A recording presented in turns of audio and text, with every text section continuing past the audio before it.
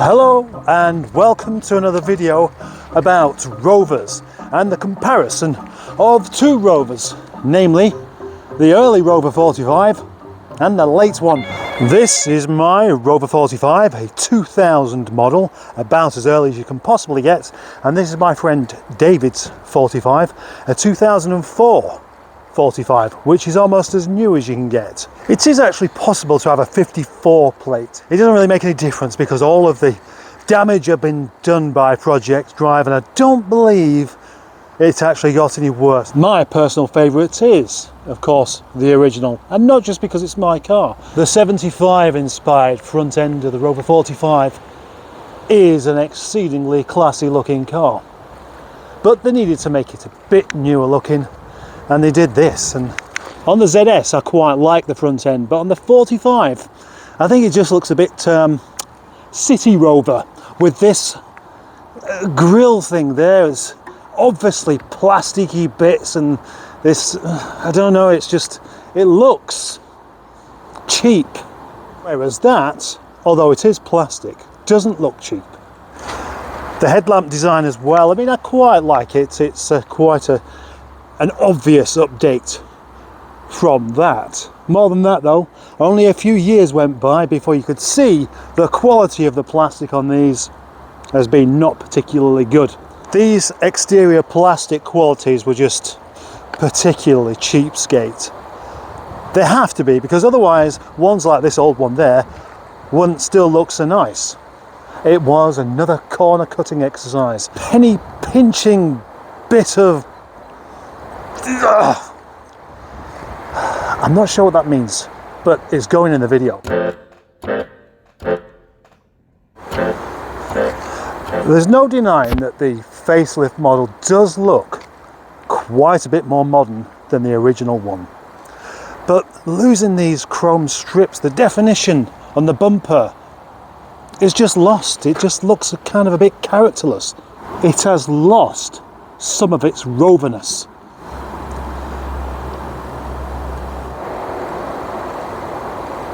There is almost nothing to tell these cars apart from the profile, besides those little chrome bits. The rear bumper on the facelift does seem, almost it makes the car look a bit longer because it kind of juts out like a fat lip, whereas on the original model it's again, it's just wrapped in chrome and just looks more Rover-like.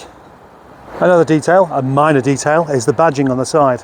What do you prefer, the Union Jack or the little Rover emblem, letting you know from the side that it is a Rover, in case you didn't know? If this video was asking the question, which car looks more like a Rover, then clearly it is this one, because of those minor details that I've just mentioned there. Another rather significant thing though is this facelift on the boot, because rather than having the number plate there where it makes sense, they've stuck it down here so that the boot itself can look somewhat empty and gormless. And it does look empty and gormless because it's just, look at the size of the space there with nothing going on. There's nothing going on, so you have to make these great big letters Rover, big Rover badges on the back of there so you can tell what it is from a long way, because you wouldn't know otherwise. And it all just appears to be one of these exercises that I can be cynical about this and think they're trying to make them look a bit more max power. Yeah, a max power Rover 45. What an amazing idea that is, eh? The rear end of the old Rover 45 just looks perfectly balanced. It looks superb with the chrome details and stuff. Again, it's proper Rover, whereas this one just looks like a sperm whale eating a sandwich. Every time I look at the rear end, I do kind of think it just looks a bit too wrong. Having a blank bit on the bottom of the bumper's fine, but not on the boot. The idea is just silly. It's just wrong. You see, this is just right. A very, very nice badge, a chrome surround for the number plate, the 45 badge on one side, just like the plug hole for the key. It's asymmetric, and there's nothing wrong with lack of symmetry when it comes to style. Although I do rather like this small boot lip spoilery thingy, but it wouldn't look right on this. Underneath their respective bonnets we find the same 1.6 litre K-series engine, except there's one slight difference. For some reason they decided that they had to change the engine mount. Old one, new one. Why? I don't know why they did that. My presumption must be cost cutting. That's it. There's got to be cost cutting. But it's the same on this side as well. Look, there's the gearbox mount, and this side it's different. And it's different because it's a different gearbox. You can even hear a quality difference in the sound of the bonnet close.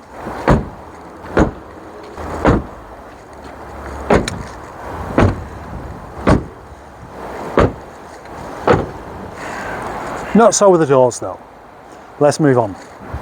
There's no point in comparing the wheels because obviously, you know, wheels are interchangeable. What about interior quality? Obviously, the old car is going to trump on that. I mean, just have a look around. The seats are more comfortable. The dash is nicer. It has a much nicer, soft feel to it. There's a better quality feel to it. The door cards have the cappings on, the wooden cappings. Carpet, having a proper carpet is something I bang on about all the time, but it makes all the difference when you want to clean it. And if you want a nice car, you're going to want to clean it, aren't you? In some ways this car is cheating because this is a connoisseur model, which means that it's got leather seats, it's got rear electric windows, but what else has it got? It's got a leather steering wheel, but a horrible big bland looking Rover badge in the middle, and the dashboard is, it looks okay, but it's just cheap and nasty. It's cheap and nasty, and it doesn't have the wood bits on the door, and of course the carpets are rubbish. The centre part here actually looks quite good, being it's all wood and everything. Climate control, uses the same hedgehog resistor, I believe, that's found in the Pagani Zonda. This car is better for having the leather seats, because when you have the cloth seats in these, they just look so lacking in detail that they're just boring. They're really boring, featureless seats. And of course some improvements can be made should you wish to. You could replace the carpet, you could get some more buttons for your stereo, you could change these vents here for the ones that are found in the Audi TT. But of course, if you buy the old car instead, you don't need to. You may think I'm being a bit mean here. I'm just picking on the facelift car. The honest truth is that the blue car is better. From what I gather, there are some fans of the Project Drive cars out there. Well, you can like it if you want to, but honestly, the blue one looks better, and it's made better, and it is better.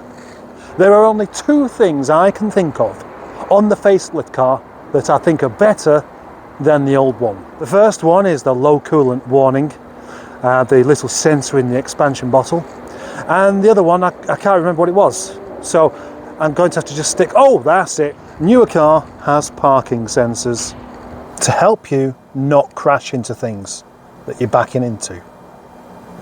So you're going to crash into it anyway, aren't you? The daft thing is, parking sensors seem to somewhat change the way somebody parks, and they use the sensors instead of their eyes so as not to crash into something. But if your eyes aren't very good, chances are your ears aren't going to be very good anyway, and it is one of those things that it seems to be more of a gimmick than anything else, because they're just not really necessary, are they? One last thing, and compare that with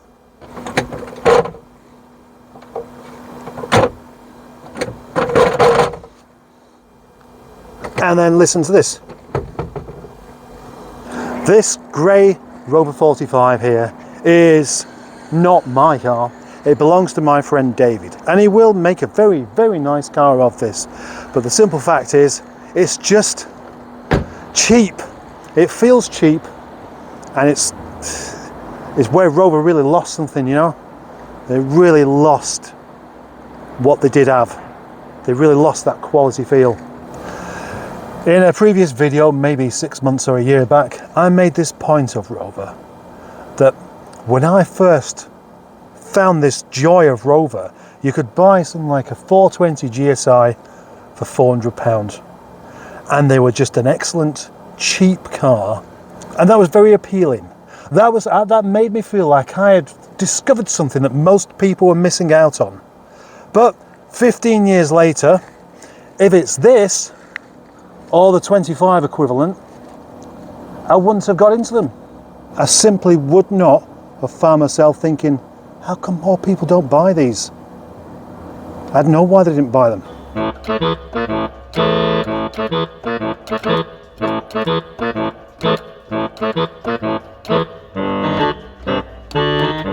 Hello, my name is Paul and I run this channel, and I spend an awful lot of time and effort trying to make these videos as interesting, quirky and amusing as possible. So if you like them, please do subscribe and press that notification bell as well. If you want to support the channel further, you can do. There is a link in the description with my email where PayPal donations can be made, or pressing the super like thing, or becoming a channel member. There's so many things you could do. Oh yeah, and thanks.